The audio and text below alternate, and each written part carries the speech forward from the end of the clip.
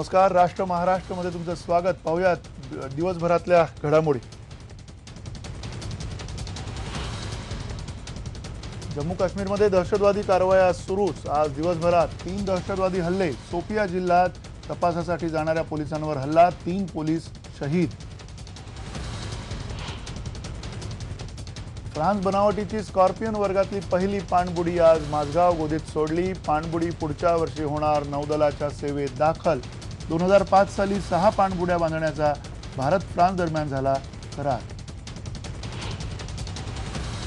आणखी 2 दिवस राहणार मुंबई ठाण्यावर धुळीचं साम्राज्य. आखातात आलेल्या वाळूच्या वादळामुळे कोकणापासून पुण्यापर्यंत धुळीचे थर.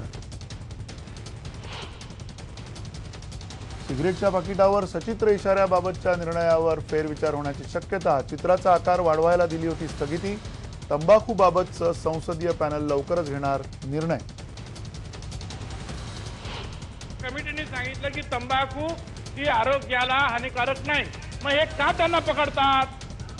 हे चुकीचं आहे. अध्यक्ष महोदय, यांच्यावर केस टाकणं चुकीचं. त्यांना सगळ्यांना सोडून द्यायला पाहिजे.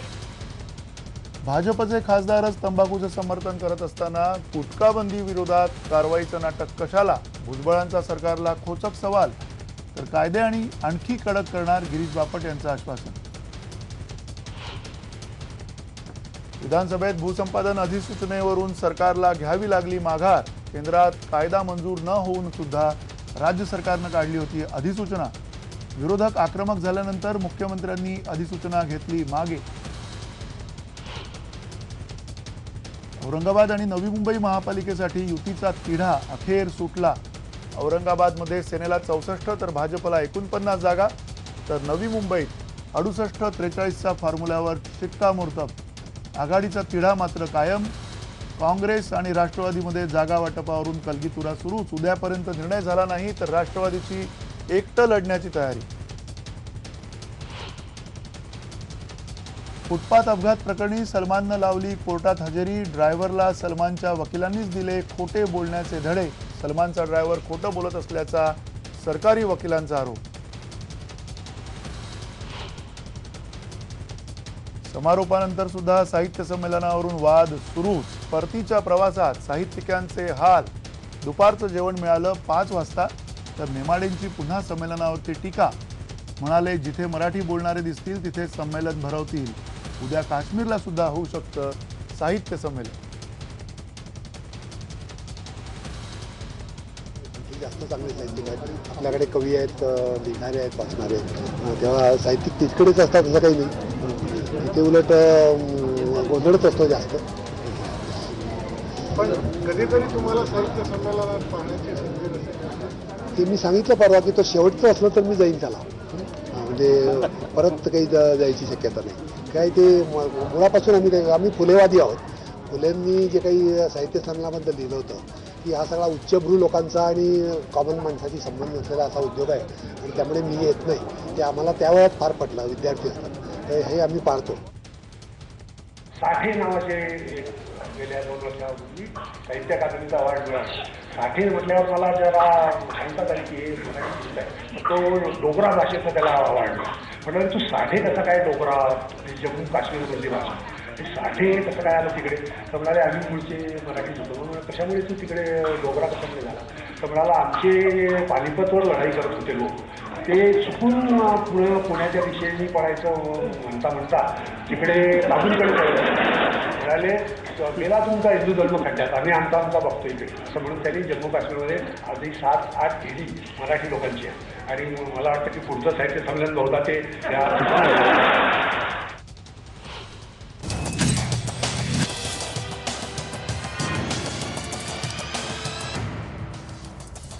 नमस्कार. मी मंदार फणसे. बेधडकमध्ये तुमचं स्वागत. बेधडकमध्ये अर्थातच चर्चा आपण करणार आहोत. बेधडक जी विधानं केलेली आहेत ज्येष्ठ साहित्यिक भालचंद्र नेमाडे यांनी, या विधानांवरती आपण चर्चा करणार आहोत. त्यांचं प्रमुख विधान असं आहे की घुमान संमेलनामध्ये साहित्यापेक्षा जिलबीवरती जास्त चर्चा झाली आणि या नेमाडेंच्या आरोपामध्ये तथ्य आहे का, हा आपला सगळ्यात महत्त्वाचा प्रश्न या निमित्ताने आपण उपस्थित करणार आहोत. साहित्य संमेलनाच्या आयोजनातला ढिसाळपणा कधीतरी कमी होईल का, हा सुद्धा एक महत्त्वाचा प्रश्न आपण चर्चेला आणणार आहोत. आणि आणखीन महत्त्वाचा प्रश्न म्हणजे नव्या पिढीसाठी नवीन साहित्य कोण निर्माण करणार. कारण गेली अनेक वर्ष नेमाडे सरांसारखे अनेक जण आहेत की जे म्हणतात की काही सकस असं साहित्य तयार होत नाहीये, नेमकी काय परिस्थिती आहे आणि त्याहीपेक्षा खरंच साहित्य संमेलनं ही उच्चभ्रूंसाठीच राखीव आहेत की काय, ही परिस्थिती आत्ता आहे का, हे सुद्धा आपण तपासणार आहोत. आपल्यासाठी मध्ये सहभागी होणार आहेत कालनिर्णयाचे संपादक जयराज साळगावकर आपल्यासोबत आहेत आता स्टुडिओमध्ये. प्राध्यापक डॉक्टर मंगेश बनसोड आपल्यासोबत आहेत, जे सहाय्यक प्राध्यापक आहेत academy of theatre arts Mumbai विद्यापीठाच्या या विभागात ते आहेत कार्यरत. स्वतः उत्तम कवी आहेत, त्यामुळे साहित्यिक म्हणून त्यांची काय धारणा आहे या सगळ्यामध्ये ती आपण तपासणार आहोत. IBN लोकमतचे कार्यकारी संपादक महेश म्हात्रे आपल्यासोबत आहेत, त्यांची मतं सुद्धा आपल्याला जाणून घ्यायची आहेत. नेमकं काय घडतंय साहित्यात, नवीन काही घडतंय किंवा नाही हे सुद्धा त्यांच्याकडनं आपण समजून घेणार आहोत. सतीश देसाई पुणे साहित्य संमेलनाचे आयोजक आपल्यासोबत आहेत आणि अनेक वर्ष विविध आयोजनांमध्ये ते असतात. आयोजक म्हणून नेमकं काय समोर येतं आणि काय किती मेहनत असते हेही आपण त्यांच्याकडनं समजून घेणार आहोत. आणि साहित्याचे अभ्यासक शशिकांत सावंत आपल्यासोबत आहेत. हे सगळ्यांना आपण अर्थातच महत्त्वाचे प्रश्न विचारणार आहोत, पण सगळ्यात त्यातला महत्त्वाचा प्रश्न हाच आहे की जयराज साळगावकर तुम्हीच सांगा की साहित्य संमेलनामध्ये जिलेबीवरती अधिक चर्चा झाली असं नेमाडे सर म्हणतात. काय त्याच्यातनं नेमकं काय तुम्हाला ध्वनित होतंय, काय त्यांना म्हणायचं आहे असं तुम्हाला वाटतं? नेमाडे सर हे एक रॉकस्टार आहेत, त्याच्यामुळे ते बोलतात ते अत्यंत लोक उचलून धरतात. फ्रँक झपा नावाचा जो रॉकस्टार आहे भिशीवाला, त्याची मला नेहमी आठवण येते. आणि ते अत्यंत इंटेलिजंटली बोलतात, त्याचा अर्थ खूप पुढे जाणारा असतो. त्याच्यामुळे ते वरवर जरी साधं वाटत असलं तरी त्याची डूब खूप असते. त्यामुळे नेमाड्यानं हे सिरियसली घ्यावंच लागेल. ते म्हणतात त्यात तथ्य आहे की मूळ विषय मेन स्ट्रीम सोडून इतर गोष्टींकडेच हे साहित्य संमेलन जास्त चाललंय, म्हणून ते घुमून घुमानला गेलं. अच्छा, त्यामुळे आता म्हणाले काश्मीरलाही होण्याची शक्यता आहे, होऊ शकेल, काय सांगावं. पण महेश हेच विचारायचं आहे की काश्मीरला म्हणजे घुमानला होण्यामागचं असा काय संदर्भ होता की घुमानलाच व्हायला पाहिजे? म्हणजे आपण सगळं समजू शकतो की पण मराठी पताका किंवा मराठी मार्ग त्या काळाचं जर का तपासले तर खूप आधी त्याच्या जावं लागतं. शतकानुशतकं मराठी भाषा किंवा मराठी माणसं ही साता समुद्राच्या पलीकडे पण गेल्याची काही उदाहरणं आहेत. नेमकं काय असं झालं की घुमानला जावं लागलं आणि आता घुमानमध्ये खरं तर काहीतरी चांगलं घडेल अशी जी अपेक्षा होती ती तुमची अपेक्षा पूर्ण झाली का? घुमानचं जे सांस्कृतिक स्थान आहे मराठी माणसाच्या हृदयामध्ये ते यामुळे आहे की एक 13व्या शतकामध्ये आपले संत नामदेव हे त्या भागात गेले आणि पंजाबमध्ये त्यांनी जे काम केलं, भक्ती संप्रदायाची मुहूर्तमेढ रोवली, त्याचं यथार्थ स्मारक गुरुग्रंथ साहेबामध्ये समस्त पंजाबी बांधवांनी करून ठेवलेलं आहे. आणि त्यामुळे संत नामदेवांबद्दल प्रत्येक मराठी माणसाच्या मनामध्ये एक प्रेम आहे. त्यातून जर कदाचित तिथे साहित्य संमेलन भरवावं असं वाटलं असेल आणि एका संत साहित्याच्या अभ्यासकालाच त्या साहित्य संमेलनाचा अध्यक्षपदाचा मान द्यावा असं वाटलं असेल तर ते स्तुत्य होतं असं मला वाटतं. परंतु तो हेतू मात्र काय तिथे साध्य झालेला दिसत नाही. कारण ज्या पद्धतीने ते साहित्य संमेलन नको त्या विषयांसाठी गाजलं, नको ते विषय तिथे चर्चेला गेले, त्यामुळे कदाचित नेमाडे सरांचं विधान सरळ असावं की ते त्या साहित्य संमेलनात जिलेबीवरच जास्त चर्चा झाली. कसा अर्थ काढता म्हणजे या जिलेबीच्या आसपास काय घोटाळत आहे, काय घुटमळत आहे असं तुम्हाला वाटतं मंगेश बनसोड? मला तर असं वाटतं की नेमाडे सरांनी जिलेबीचा जो उल्लेख केला आहे, मुळात आमची अशी धारणा आहे किंवा आमची जशी भूमिका आहे, मी ज्या वर्गाचं प्रतिनिधित्व करतो किंवा जे साहित्य मला अभिप्रेत आहे किंवा तर मराठी साहित्याकडे बघण्याचीच अंतर्दृष्टी अशी आहे की हे साहित्य जिलेबीचं साहित्य आहे. म्हणजे गोल गोल करून काहीतरी लिहायचं. म्हणजे हे काही फार वैश्विक होऊ शकत नाही, जागतिक होऊ शकत नाही, तिथल्या तिथे घोटाळणारं साहित्य, विशिष्ट जाणीवांपुरतं आणि सुखवस्तू जाणीव आणि सुखवस्तू या अनुषंगाने ते लिहिल्या गेलेलं. तेवढीच जिलेबी काढायची आपली, तेवढीच टाकायची साहित्याची जिलेबी, आणि त्याच्यावरच आपण काहीतरी थोर आहोत, मोठे आहोत, अशा पद्धतीनं हे चाललेलं असतं. आणि एरवी ही साहित्याच्या संदर्भात, साहित्य संमेलनाच्या संदर्भात जेव्हा चर्चा होतात तेव्हा साहित्य बाजूलाच राहतं आणि साहित्य बाह्य गोष्टींच्या इतर खूप चर्चा होतात, कारण की तसंच घडतं. तुम्ही म्हणताय की ठराविक वर्गापुरताच हे सगळं मर्यादित आहे, एक प्रकारचं गोल गोल असं साहित्य आहे, गुळमुळीत असं साहित्य आहे. अर्थात शशिकांत सावंत तुमचं पण पहिलं मत काय या सगळ्या चर्चेच्या अनुषंगाने? कारण जिलेबीवरती जास्त चर्चा झाली हे तुम्हाला मान्य आहे का? एकूण साहित्याचं आयोजन म्हणून तुम्ही याच्याकडे कसं बघताय?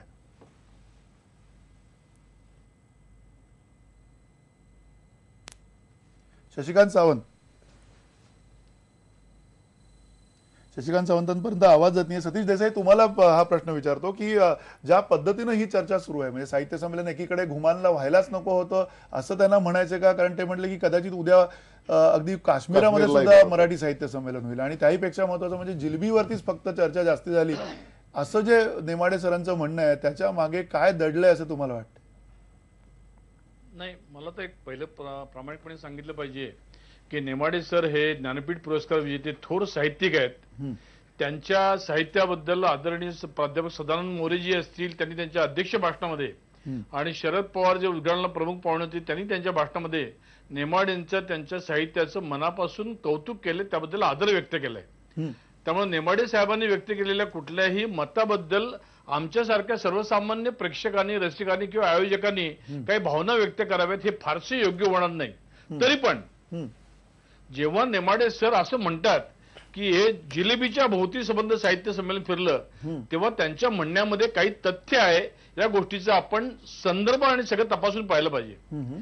घुमानला साहित्य संमेलन घेण्याची कल्पना ही सरहद्दी संस्थेची संजय नहार हे गेले कित्येक वर्ष पंजाबमध्ये काम करतात आणि घुमानच्या मध्ये संत नामदेवांचं त्या ठिकाणचं योगदान आहे, त्याला आपण महाराष्ट्रातल्या लोकांनी समजून घेतलं पाहिजे अशी त्यांच्या मनामधली कल्पना. त्या कल्पनेला बाकीच्या लोकांनी उचलून धरलं आणि म्हणून घुमानचं साहित्य संमेलन झालं. तो इव्हेंट झाला, तो वाचकोत्सव झाला, त्या ठिकाणी साहित्यापेक्षा इतर काही चर्चा झाली, हा वेगळा विषय आहे. मला असं वाटतं संयोजक म्हणून संजय नहार आणि सरहद्द संस्थेने याच्यामध्ये अतिशय चांगलं काम ऑर्गनायझर म्हणून केलेलं आहे. आता प्रश्न निर्माण होतो की या साहित्य संमेलनामध्ये जी साहित्यावरती चर्चा होणं अपेक्षित होतं ती तेवढी चर्चा झाली नाही. या निमित्तानं दक्षिणेतले एक मोठे लेखक मुरुगम, तुम्हाला कदाचित माहिती असेल, आपल्या सगळ्यांना माहिती आहेत, त्यांच्या कादंबरीवरती जेव्हा खूप चर्चा झाली, त्यांच्यावरती खूप अटॅक झाला, त्यांच्या विरोधामध्ये जेव्हा खूप भावना व्यक्त केल्या गेल्या, तेव्हा त्यांनी सांगितलं साहित्यातला मुरुगम आज मेलेला आहे, याच्या पुढे मी साहित्यावरती एकही शब्द लिहिणार नाही.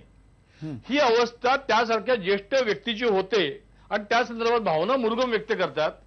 या संमेलनामध्ये गोविंद पानसरेंची ज्या पुस्तकावरून किंवा ज्या विचारावरून हत्या झाली किंवा मुरुगम सारखे लोक असतील, मग अभिव्यक्ती स्वातंत्र्यावरती या विषयावरती चर्चा का झाली नाही, ती व्हायला पाहिजे होती असं मला प्रामाणिकपणे वाटतं.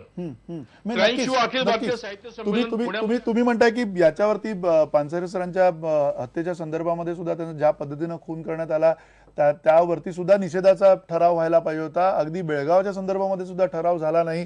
त्याबाबतची काय कारण असतील, हे सगळे मुद्दे आहेत. पण खरं तर साहित्यिकांची भूमिका काय, साहित्यासाठी नेमकं त्यांनी काय केलं पाहिजे आणि अशा या संमेलनांमध्ये आयोजन करताना नेमकं काय समोर असलं पाहिजे हे सुद्धा विचारायचं. शशिकांत सावंत आपल्या सोबत आहेत. शशिकांत, काय कशा प्रकारचं आयोजन असलं पाहिजे असं तुम्हाला वाटतंय? कारण तुम्ही इतर सुद्धा भाषांच्या, इंग्रजी असतील, फ्रेंच असतील, अशा प्रकारच्या साहित्य परिषदा असतात, जयपूर आर्ट फेस्टिवल सारखं, लिटरेचर फेस्टिवल सारखं असेल, तिकडे तुम्ही जात असता. नेमकं काय तुम्ही बघता या मराठी साहित्य संमेलनामध्ये काय असायला हवं असं तुम्हाला वाटतं? एकतर मराठी साहित्य संमेलनं आतापर्यंत जी होत होती त्याला हजारोंची गर्दी असते, ते चांगलंच आहेत. अर्थात इतक्या मोठ्या संख्येत गंभीर विषयाची चर्चा नाही होऊ शकत, पण घुमानची एकूण मराठी माणसांची उपस्थिती इतकी कमी होती की ती जयपूरपेक्षा, म्हणजे जयपूरमध्ये त्यापेक्षा जास्त उपस्थिती असते. हजारो लोक समोर बसलेली असतात आणि अनेक गंभीर विषयाची चर्चा होते. त्याहीपेक्षा वक्ते आणि श्रोते एका विशिष्ट शिस्त पाळत असतात. म्हणजे 1 तासात जयपूरमधला कुठलाही विषय संपतो किंवा 1.5 तासात. म्हणजे मग शेक्सपियर खरा कोण होता असं एक मी भाषण आणि चर्चा ऐकली, किंवा किरण नगरकरांच्या सारख्यांची मुलाखत असेल, किंवा क्वांटम फिजिक्स वरचा सिमॉन सिंग सारख्या लेखकाचं प्रेझेंटेशन असेल, इव्होल्युशन सारख्या गंभीर विषयावर रिचर्ड डॉकिन्स सारख्या शास्त्रज्ञाने, डेव्हिड रेमनिक सारखा न्यूयॉर्करचा संपादक जो 15 वर्ष संपादक आहे, म्हणजे जवळपास 1000 कथांचं संपादन त्याच्या हाताखालून केलं, त्याने केलं नसेल. या सगळ्यामध्ये होतं काय की आपण समृद्ध होतो असं काही मला कुठल्या साहित्य संमेलनात गेल्यावर दिसत नाही.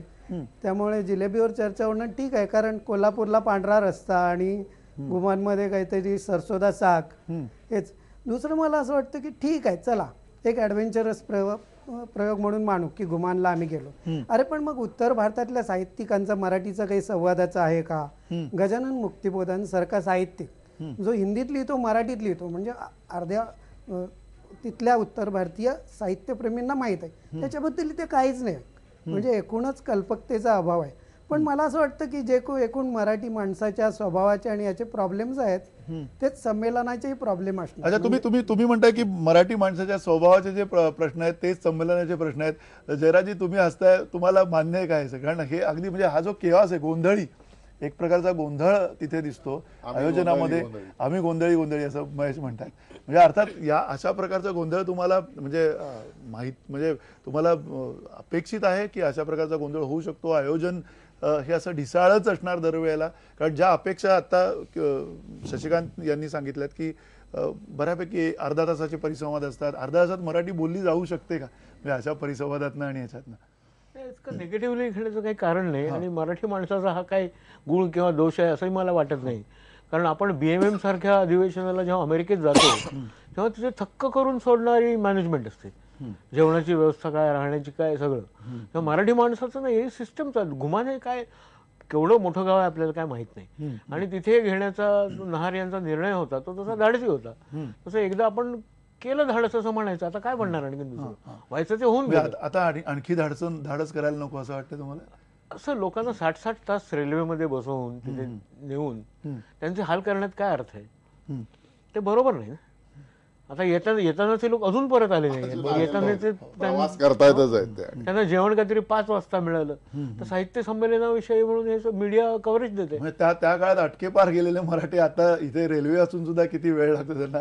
कल्पना आपल्याला खरं तर करायला कठीण वाटते. पण तरी सुद्धा मंगेश, पुन्हा एकदा हाच विषय की चर्चा जी व्हायला हवी होती ती का होत नाही असं वाटतं तुम्हाला? सतीश देसाई पण आपल्या सोबत आहेत, त्यांना सुद्धा आपण हेच विचारू की मग कार्यक्रम ठरतो कसा? कार्यक्रम पत्रिका जी आहे, जसं आता शशिकांत सुद्धा म्हणाले की याच्यामध्ये कल्पनेचा अभाव दिसतोय. अशा प्रकारे इतके दिग्गज साहित्यिक असताना, तुम्ही म्हणत नाही आहेत त्यांना दिग्गज, पण आहेत काही साहित्यिक समजा तिथे दिग्गज आहेत, एकूण सगळे आयोजक आहेत. तुम्हाला असं वाटत नाहीये का की याच्यामध्ये कल्पकतेचा अभाव नसायला हवा? खरं तर तो आहे हे मात्र दिसतंय. मुळात मला काय वाटतं मंदार की साहित्य संमेलनं ही आयोजित केली जातात. आता उद्या आज घुमानला आयोजित केलं, उद्या काश्मीरला करो, लंडनला करो, अमेरिकेला, परवा जाऊन चंद्रावर करो. मुळात तुमची मानसिकताच जर बदलणार नसेल, तुमचा एक विचार जो असतो किंवा साहित्यिकांची एक जी जबाबदारी असते ती जबाबदारी, तो विचार तुम्ही तळागाळातल्या माणसांपर्यंत, तळागाळातल्या माणसाच्या दुःखाचा विचार करता का? तुम्ही त्याच्या जगण्याचा विचार करता का? तुमच्या साहित्यातून काय तुम्ही प्रक्षेपित करता? याविषयी जर तुम्ही बोलत नसाल तर उद्या चंद्रावर जरी साहित्य संमेलन झालं तरी त्यातनं फारसं काय मला एक विचारायचं आहे की मंगेश म्हणतात की गंभीर नाहीयेत साहित्यिक किंवा त्या पद्धतीचं गांभीर्य दाखवत नाहीयेत. या सगळ्या चर्चेमध्ये आपल्याला एक दिसतंय की कुठेतरी कल्पकतेचा अभाव आहे, हे मत मान्य केलं पाहिजे. जर मग कल्पकता कशी दाखवली पाहिजे, त्यासाठीचा संवाद कोणी करायचा आणि त्यासाठी दिशा कुठली पकडली पाहिजे? कारण तिथे राजकीय लोक असतात, राजकारणांवरती अवलंबून असतं, फंड्स बाहेर नाही येत असतात. अशा वेळेला साहित्यिकांच्या हातातनं हा सगळा संमेलनाचा सोहळा सुटला असं नाही? मुळातच आता जी साहित्य संमेलनं भरवली जातात त्याची जी एकूणच जर कार्यपद्धती जर आपण बघितली तर मंदार एक लक्षात येते गोष्ट, ती म्हणजे एक साधारणतः 1200-1300 मतदार जे वेगवेगळ्या साहित्य संस्थांशी निगडीत आहेत त्यांच्यामधून साहित्य संमेलनाचे अध्यक्ष निवडले जातात. मग जर महाराष्ट्राची लोकसंख्या जर 11 कोटीहून अधिक असेल तर मग या 1100-1200 लोकांमधून जो अध्यक्ष निवडला जातो तो सगळ्या लोकांनी मान्य करावा अशी या साहित्य संस्थांची इच्छा असते. आणि या साहित्य संस्था ज्या लोकांच्या हातात आहेत ते बहुतांश मंडळी जी आहेत यांचा थेट साहित्याशी काही संबंध नाही आहे. मी इथे जबाबदारीने बोलतोय.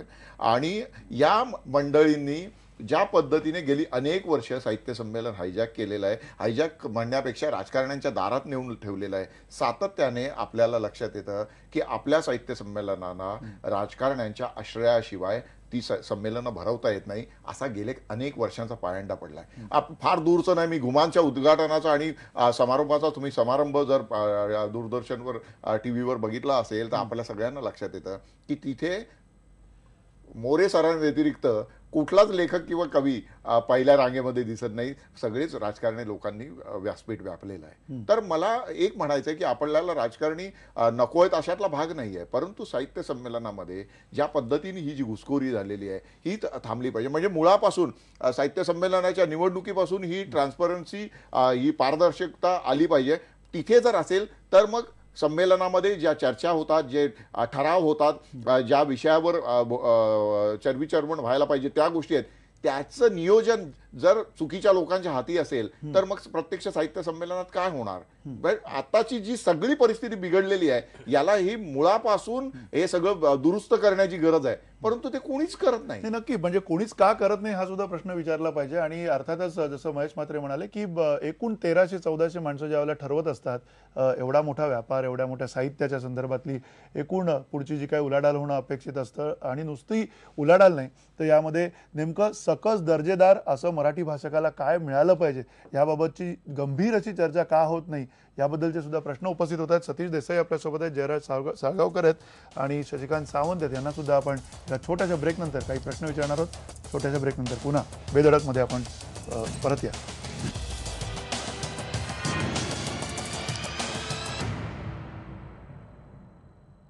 पुन्हा एकदा स्वागत. बेधडकमध्ये साहित्य संमेलनामध्ये नेमका ढिसाळपणा कशामुळे आहे हे आपण तपासून पाहतोय. आपल्यासोबत सतीश देसाई आहे. सतीश देसाई, तुम्हाला थेट हाच प्रश्न विचारायचा आहे की जसं आता महेश म्हात्रे म्हणाले की एक प्रकारे हायजॅक झालेली आहे सगळी व्यवस्था जी आहे, ती व्यवस्था काही व्यवस्थित नाही आहे, त्या व्यवस्थेला सुधारण्याचे काही प्रयत्न होत नाही आहेत.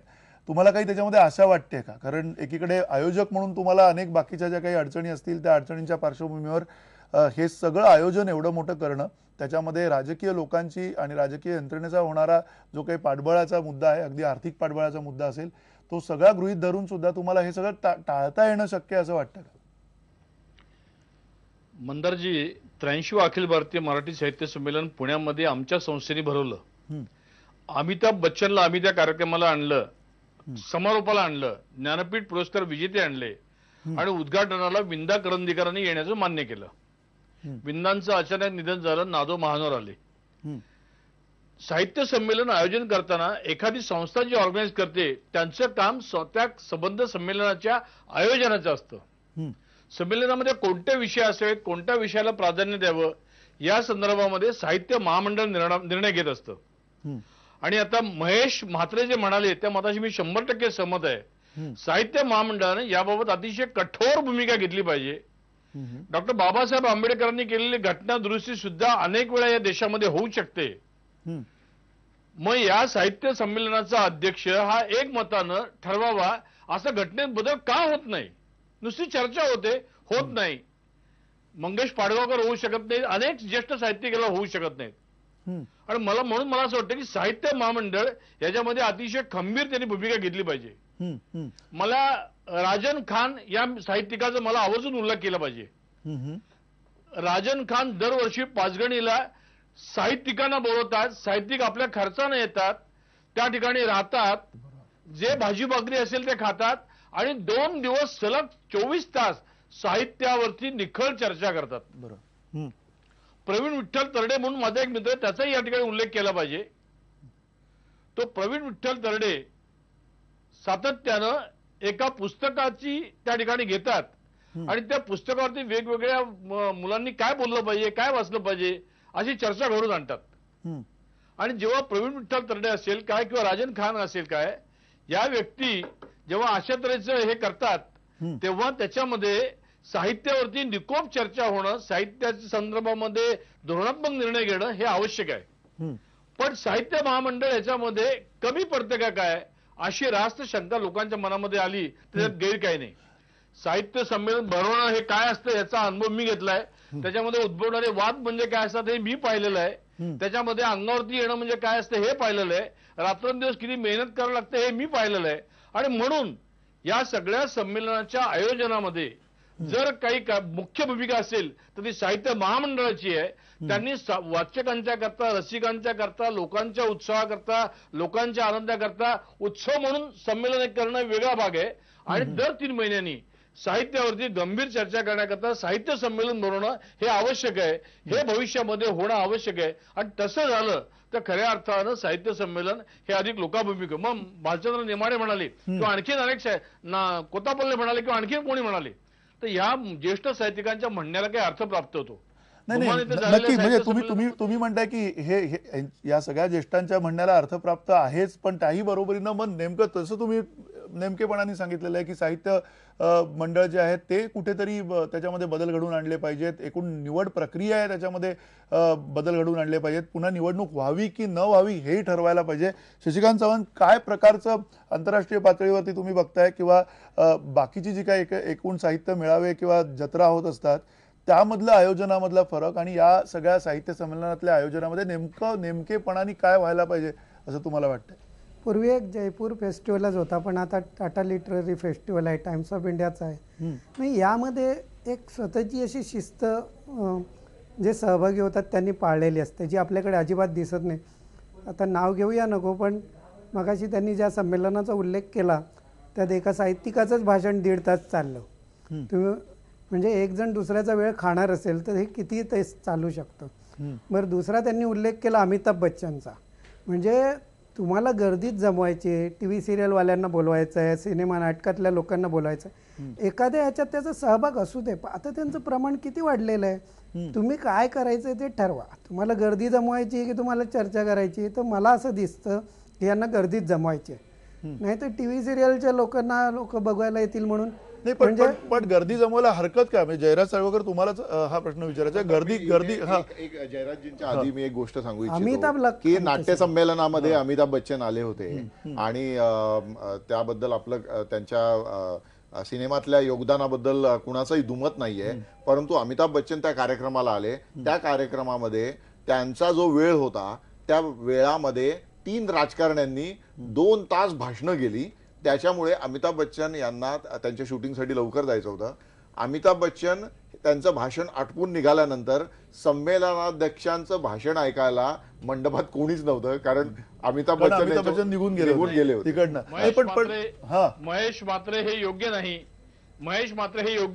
साहित्य संमेलनात त्या व्यासपीठावरती मी अमिताभ बच्चन साहित्य संमेलन नाही म्हणत. अमिताभ बच्चननी हरिवंश राय साहित्य संमेलन नाही म्हणत.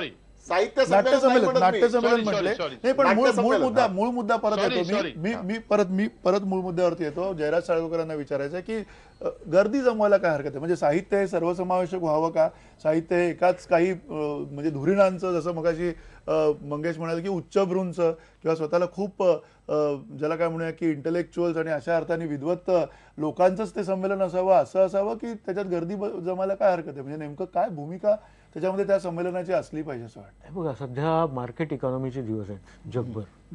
मी बाजारूपणा म्हणत नाही, परंतु साहित्य संमेलन ही एक मार्केट प्लेस आहे.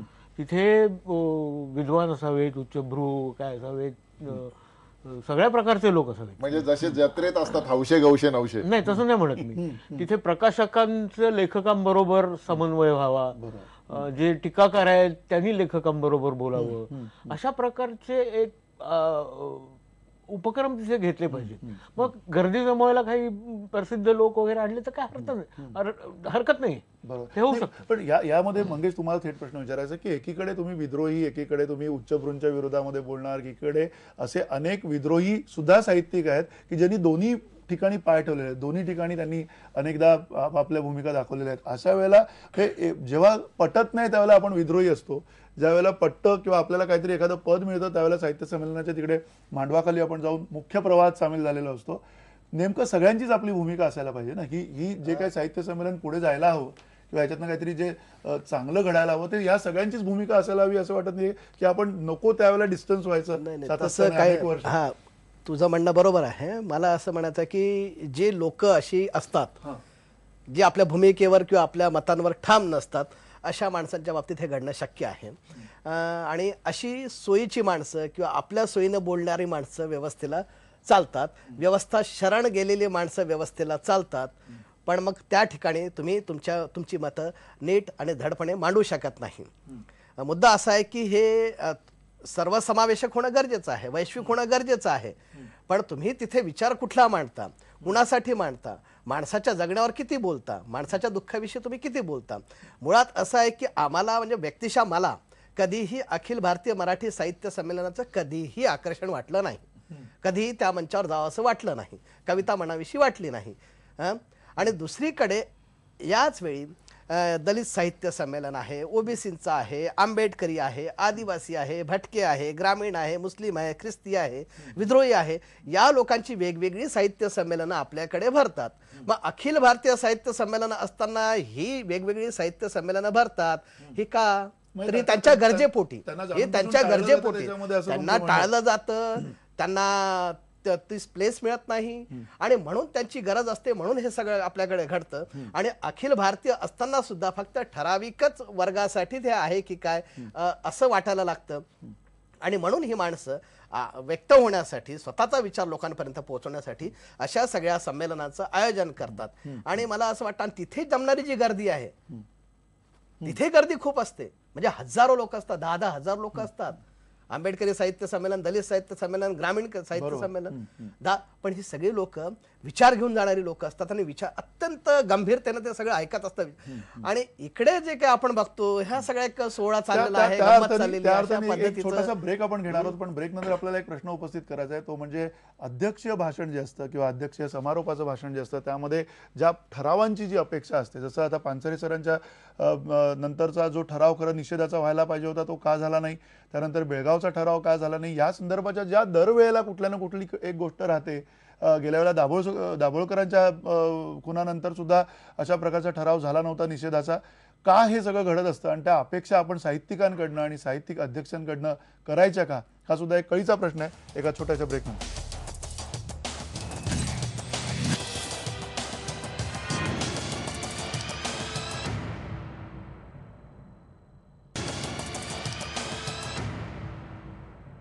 मराठी साहित्य संमेलनाच्या विषयी आपण चर्चा करतोय बेधडकमध्ये. काही बेधडक प्रतिक्रिया आपल्या प्रेक्षकांच्या आलेल्या आहेत. अजिंक्य सावंत म्हणतायत, मराठी साहित्य संमेलनाला वादाची परंपरा आहे, ती नेमाडेंनी जिलबीसारखा क्षुल्लक आरोप करून दाखवून दिलेली आहे, असं अजिंक्य सावंत म्हणतायत. अमोल सुरेश तावरे म्हणतायत, अशा ढिसाळपणामुळे नवी पिढी साहित्यापासून दूर जाऊ शकते.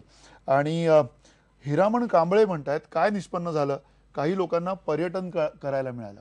आणि सचिन अहेरकर म्हणतायत, आधुनिक साहित्य संमेलन व्यापारी आणि धोरणी झालेलं आहे. एकूण या ज्या सार्वत्रिक प्रतिक्रिया आपल्या प्रेक्षकांच्या आहेत त्याबरोबरीनं पुन्हा एकदा शशिकांत सावंत तुम्हाला विचारायचं आहे, एकीकडे माध्यमांनी आवाज उठवल्यानंतर शेवटाला ठराव घेतला गेला गोविंद पानसरेंचा यावेळेच्या साहित्य संमेलनामध्ये त्यांच्या हत्येच्या निषेधाचा, आणि एकूण अनेक वाद आहेत. म्हणजे समोर एकीकडे आक्रमणं आहेत वेगवेगळ्या भाषांची, एकीकडे मराठी साहित्य कुठे कुठल्या दिशेने जावं याबद्दलचे अनेक प्रवाद आहेत.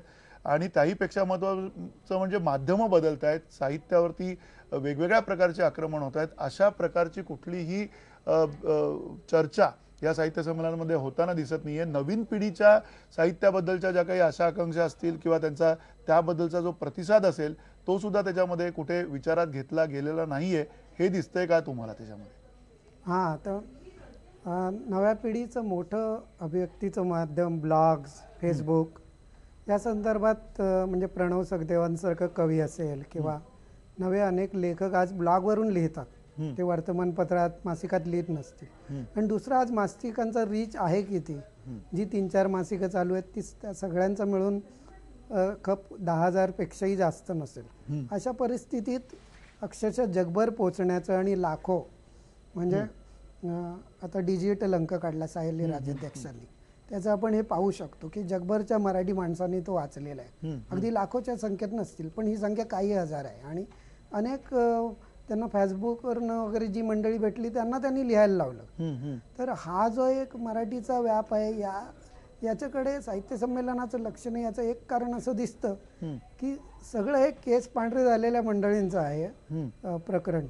म्हणजे राजन खान मला आठवतं 20-22 वर्षापूर्वी रत्नागिरीला मला म्हणाला, अरे माझ्यासारख्या साहित्यिकाला इथे काय स्थान नसतं. आता राजन खान साठीला आल्यानंतर त्याला यांनी संधी दिली. तर मला असं वाटतं ही फेसबुकवरचे लोकांचे केस पांढरे होतील तेव्हाच त्यांना संधी मिळेल. म्हणजे तो व्यापक, परत मगाशी मी म्हटलं तो कल्पकतेचाच मुद्दा आहे. पण संमेलनात एकाच वेळी अनेक कार्यक्रम चालू शकतात, तसं काहीतरी व्हायला हवं. आणि दुसरं म्हणजे पूर्वीसारखी मराठी साहित्याची तितकी वाईट स्थिती नाही आहे की ते केवळ 3.5% राहिलं आहे. आज तळागाळातला माणूस लिहितो, नवीन अगदी मराठी पूर्ण न येणारा पण व्यक्त करू इच्छिणारा तरुण मुलं लिहितात. मग हे व्यापक कसं करायचं? व्यापक कसं करायचं हा प्रश्न आहे. सतीश देसाई, अगदी मी येतो सतीश देसाईंकडे जातो, कारण आयोजक म्हणून पुन्हा एकदा तुम्ही मगाशी काही त्रुटी सांगितल्या आयोजनामधल्या आणि काही मर्यादा सांगितल्या. हे सगळं जे एकूण कॅनव्हास जो त्यातला मोठा आहे, जो विस्तार व्हायला पाहिजे, विषय वेगवेगळे यायला पाहिजेत आणि जे आधुनिक नव्या पिढीचे सुद्धा विषय त्याच्यामध्ये यायला पाहिजे, त्याचा अंतर्भाव कसा व्हावा याच्याबद्दल थोडक्यात तुम्हाला काय वाटतं की पुढच्या किमान साहित्य संमेलनात या सगळ्याचा बोध घेता येईल असं तुम्हाला वाटतं? अमिताभ बच्चनला मी मगाशी उल्लेख केला, त्याला बोलवण्याच्या मागचा आमचा उद्देश असा होता की तरुण पिढी या आमच्या पुण्यातल्या साहित्य संमेलनामध्ये आकर्षित व्हावी आणि त्यांनी हरिवंशराय बच्चनच्या कविता ऐकता ऐकता नवीन पुस्तकांची सुद्धा खरेदी करावी. आमचा तो हेतू साध्य झाला. मी आशा करता म्हणतो की जवळपास त्या साहित्य संमेलनामध्ये 5 कोटीच्या वरती पुस्तकांची विक्री त्या ठिकाणी झाली असं प्रकाशकांनी नंतर आम्हाला सांगितलं. म्हणजे इतकी पुस्तकं लोकांनी तरुणाईने विकत घेतली. मला असं वाटतं की साहित्य महामंडळ म्हणजे उषा तांबे असतील, वसुंधरा पेंडसे असतील, कौतुकराव ठाले पाटील असतील, ही त्यातली जी सिनियर माणसं आहेत त्यांनी हा उत्सव म्हणून एक वेळ साजरा करणं हा एक भाग आहे एखाद्या संस्थेच्या बरोबर करणं. आणि व्यक्तिशः त्या साहित्यिकांच्या करता दर 3 महिन्यातनं साहित्यिकांचा मेळावा घेणं, साहित्यिकांच्यावर चर्चा करणं. म्हणजे सुधीर रसाळांसारखा ज्येष्ठ साहित्यिक इतक्या लांबचा प्रवास रेल्वेने करायला नको म्हणून जाऊ शकत नाही, ही खंत आहे. एकही साहित्य संमेलनाचा माजी अध्यक्ष या संमेलनात जाऊ शकत नाही, ही खंत आहे. प्रकाशक त्याला जाऊ शकत नाही, ही खंत आहे. या सगळ्या गोष्टींचा साकल्याने विचार साहित्य महामंडळाने केलं पाहिजे आणि दर 3 महिने 6 महिने प्रकाशक का जाऊ शकत नाही हा पण खरा वादाचा मुद्दा होऊ शकतो. कारण प्रकाशकांना त्या अर्थाने तिकडे काही बिझनेस ऑपॉर्च्युनिटी दिसली नाही, असं काही होतं तुम्हाला असं वाटतं? प्रकाशकांनी खरं तर मोठ्या मनाने जायला काय हरकत होतं तिकडे? संपूर्ण घुमांच्या तिथे पुस्तकं विकली जाणार नसली तरी प्रकाशक म्हणून त्यांचा तेवढा संबंध असायला हवा होता या सगळ्याशी. प्रकाशकांचा प्रकाशन हा धंदा आहे, त्यामुळे ते अशा प्रकारचे उपक्रम राबवायला काही बांधील नाही आहेत. तिथे जर का गिऱ्हाईकच येणार नसेल तर आपल्या पुस्तकांचे गठ्ठे घेऊन घुमांपर्यंत जा, ते मांडा, हे कोणी शाळा माणूस करणार नाही. पण प्रकाशकांना साहित्य संमेलनामध्ये खास काही पोझिशन दिली पाहिजे, कारण पुस्तक हा साहित्याचं व्हेकल आहे. पुस्तकामुळे साहित्य लोकांपर्यंत पोहोचतो आणि ते पुस्तक प्रसिद्ध करण्याची जबाबदारी आणि रिस्क हा प्रकाशक घेत असतो. प्रकाशकांकडे निव्वळ धंदेवाईक म्हणून बघितलं जातं, तसं बघितलं जाता नाही.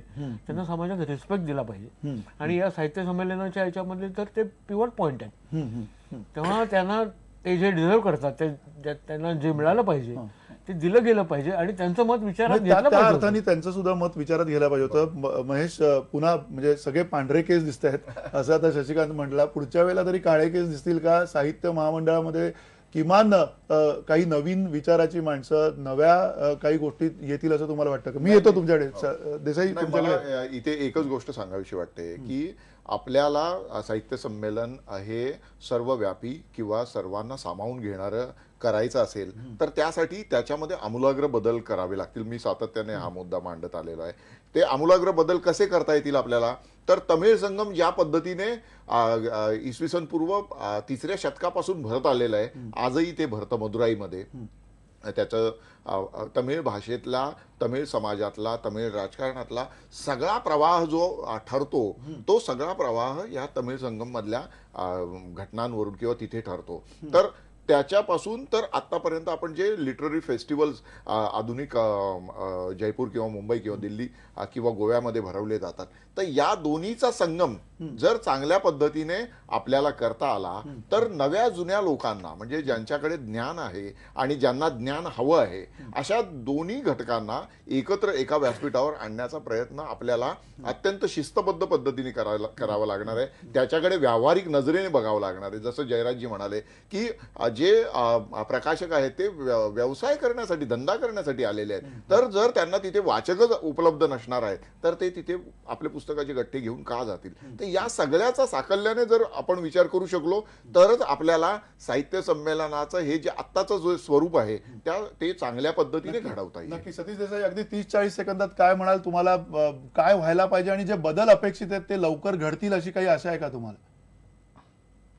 नाही, मला असं वाटतं बदल तर नक्की घडेल, पण फक्त मला एक विनंती आहे की या घुमांच्या साहित्य संमेलनाच्या निमित्तानं वर्तमानपत्रामध्ये येणाऱ्या बातम्या आणि इलेक्ट्रॉनिक मीडियावरती होणाऱ्या चर्चा या दोन्ही मी ऐकल्या आणि मी सहभागी पण झालो. माझी विनंती आहे की त्या संमेलनामध्ये खाण्याचे पदार्थ काय आहेत याला फ्रंट पेज तुम्ही बातम्या त्याला महत्व देऊन त्या संमेलनामध्ये कोण साहित्यिक आहे, तो काय विचार मांडणार आहे, एखाद्या साहित्यिकाची मुलाखत घेतली का, एखाद्या तरुण कवीची मुलाखत घेतली का, त्याला काय वाटतंय, अशा तऱ्हेचं जर घेता आलं तर ते अधिक जास्त परिणामकारक होऊ शकेल. नाही, आम्ही ते दिवसभर दाखवलेलं with due respect to your views, आम्ही दिवसभर ते दाखवलेलं आहे. देसाई साहेब, तुम्ही कुठले चॅनल बघितले मला माहिती नाही. मी काय म्हात्रे साहेब मी काय म्हणतो ते ऐकून घ्या की अशा तऱ्हेचं मग चर्चा जी होते ना की खाण्याचे पदार्थ वगैरे, पण आपण तर दोन्ही दिवस तिन्ही दिवस अतिशय चांगलं कव्हरेज केलं, सगळ्यांनी चांगलं कव्हरेज केलं.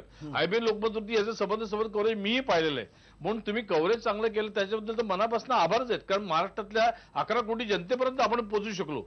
ह्याच्यातनं काही महामंडळाने बोध घेणं आवश्यक आहे आणि अधिक त्याला काय वेगळं परिमाण देता येईल, युनिक फीचरचा मी या बाबतीत आवर्जून उल्लेख करेन. सुहास कुलकर्णी म्हणून जे आहे त्यांनी पासवर्ड नावाचं लहान मुलांच्या करता जे करायचं ठरवलंय, असे छोटे पुण्यामध्ये बालभवन असेल, लहान मुलांच्या करता साहित्याची रुची आवड निर्माण कशी होईल याकरता वेगवेगळे परिमाण आणि वेगवेगळ्या गोष्टी करणं आवश्यक आहे.